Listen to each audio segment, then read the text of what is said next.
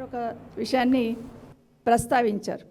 ప్రస్తావించినప్పుడు దానికి సమాధానం చెప్పాలి, లేదంటే హౌస్ కమిటీ వేయాలి. కానీ దానికి సమాధానం చెప్పకుండా ఏదైతే పర్మిషన్ లేకుండా నేను హరీష్ రావు గారు వివరించున్నారు, మైన్స్ సంబంధించిన పర్మిషన్ లేకుండా రన్ చేస్తున్నాను హరీష్ రావు గారు ప్రస్తావిస్తే ముఖ్యమంత్రి గారు వచ్చి దాని మీద పెనాల్టీ వేశామంటారు. అసలు పర్మిషన్ లేకుండా రన్ చేశారు కదా మీరు అని మేము అడుగుతూ ఉంటే పెనాల్టీ వేశామంటారు. అసలు నిజంగా మైన్ పర్మిషన్ లేకపోతే అధికారులు నోటీస్ ఇవ్వడం కాదు, ఇమీడియట్గా సీజ్ చేయాలి. సీజ్ చేయకుండా నోటీస్ ఇచ్చారంటే దాని వెనకాల ఏదో మతలబు ఉందని అర్థం. దాని వెనకాల ప్రముఖులైన వాళ్ళు ఉన్నారు కాబట్టి ఆ విధంగా చేస్తున్నారని అర్థం చేసుకోవచ్చు. అది నిజంగా ఇల్లీగల్గా నడుస్తుంది మైన్ అని ప్రతిపక్షం నుండి హరీష్ రావు గారు మాట్లాడుతుంటే మేము దాని మీద పెనాల్టీ వేసాం, ఇంకా 4 లక్షలు వసూలు చేయాలని మాట్లాడుతున్నారు. ఇది ప్రజలు గమనిస్తూ ఉన్నారు. చేసిన తప్పును కప్పిపుచ్చుకోవడానికి వాళ్ళ దగ్గర సమాధానం లేదు కాబట్టి ఏదో ఒక రకంగా మొదటి నుండి 2 సంవత్సరాల నుండి జరుగుతున్న తంతే ఎట్లా డైవర్షన్ చేయాలనే దానికి ఈరోజు అసెంబ్లీ సాక్షిగా ఈరోజు ప్రజలందరూ చూస్తున్నారు. సమాధానం చెప్పకుండా ఏదో ఒక రకంగా బుల్డోజ్ చేసుకొని వెళ్ళిపోతున్న ఈ ప్రభుత్వ పనితీరును ప్రజలు ఖచ్చితంగా గమనిస్తూ ఉన్నారు.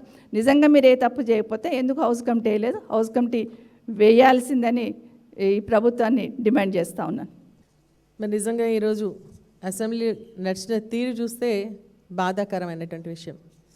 ఎందుకంటే ప్రతిపక్షం ఉన్నదే ప్రజలకు సంబంధించినటువంటి అంశాలపైన మాట్లాడడానికి, కానీ ఈరోజు ప్రతిపక్షం ఏదైతే ప్రజా సమస్యలు మాట్లాడేందుకు టైం అడుగుతూ ఉందో మైక్ ఇవ్వకుండా, మరి అదేవిధంగా ఏదైతే ఇంపార్టెంట్ క్వశ్చన్స్ ఉంటాయో లేకుంటే ఇంపార్టెంట్ ఇష్యూస్ ఉంటాయో దాన్ని మాట్లాడుతున్నటువంటి సందర్భంలో కావాలని టైంపాస్ చేసుకొని మరి అది మధ్యాహ్నం దాకా తీసుకెళ్ళి దాన్ని అడ్జెంట్ చేసి లేకుంటే మళ్ళీ ఇంటర్వెల్ అని చెప్పేసి ఇచ్చేసి మేము మాట్లాడేటువంటి అంశాన్ని ప్రజల దృష్టికి వెళ్లకుండా మరి కుట్ర పన్నుతుంది ఈరోజు ప్రభుత్వం. ఎందుకంటే అధికారం ఉంది కదా, మాకు ఇష్టం వచ్చినట్టుగా మేము అసెంబ్లీ నడిపించుకుంటామని చెప్పేసి మరి వాళ్ళు నడిపించినటువంటి తీరు చూస్తే నిజంగా కూడా అసెంబ్లీకి ఇది ఒక బ్లాక్ డే, ప్రజాస్వామ్యాన్ని కూని చేస్తున్నారని స్పష్టంగా చెప్పొచ్చు. సభా సంఘం వేయాలి అన్నాం, సభా సంఘం వేస్తాం, కానీ 10 ఏళ్ళ నుంచి జరిగిన వాటి మీద వేస్తాం, మీరు అడుగుతున్న వాళ్ళ కుటుంబ సభ్యుల మీద వేస్తాం. కానీ ఇవాళ ఈ 2.5 సంవత్సరాల నుంచి ఈ రాష్ట్రాన్ని దాచుకుంటున్న అక్రమార్కుల మీద మాత్రం వెయ్యం. అదే నీతి. రాహుల్ గాంధీ గారు జాయింట్ పార్లమెంటరీ కమిటీ గురించి, సభా సంఘం గురించి ప్రతిరోజు పార్లమెంట్లో అడుగుతాడు. అక్కడొక విధానం, ఇక్కడొక విధానం. స్టాక్ మార్కెట్ మీద వారు అడుగుతారు, అదానీ యొక్క అక్రమాల మీద అడుగుతారు, సర్ ఉదంతం మీద అడుగుతారు, రఫేల్ డీల్ మీద అడుగుతారు. అంటే కాంగ్రెస్ పార్టీకి 140 సంవత్సరాల చరిత్ర ఉందంటున్నారు కదా, మరి రాష్ట్రంలో ఒక నీతి, దేశంలో ఒక నీతి ఉంటుందా? హౌస్ కమిటీ ఏమని పదే మీ యొక్క అధ్యక్షుడు రాహుల్ గాంధీ అడగడానికి మాత్రం ఒక నీతి.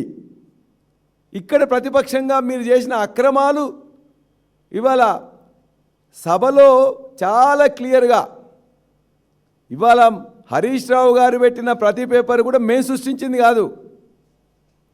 అక్కడ మీరు అక్రమంగా ఇవాళ పొంగులేటి శ్రీనివాసరెడ్డి గారి బంధువులతో కూడిన రాఘవ కన్స్ట్రక్షన్స్, వారి తండ్రి గారి పేరు రాఘవ, వారి కొడుకు అందులో సభ్యుడు, భార్య సభ్యుడు డైరెక్టరు, తమ్ముడు డైరెక్టరు, వాళ్ళందరూ దూరపు బంధువులంట. ముఖ్యమంత్రి గారు చెప్తారు, వారేమో దూరపు బంధువులు. ఆ సంస్థ రాఘవ అనేది వారిది కాదు.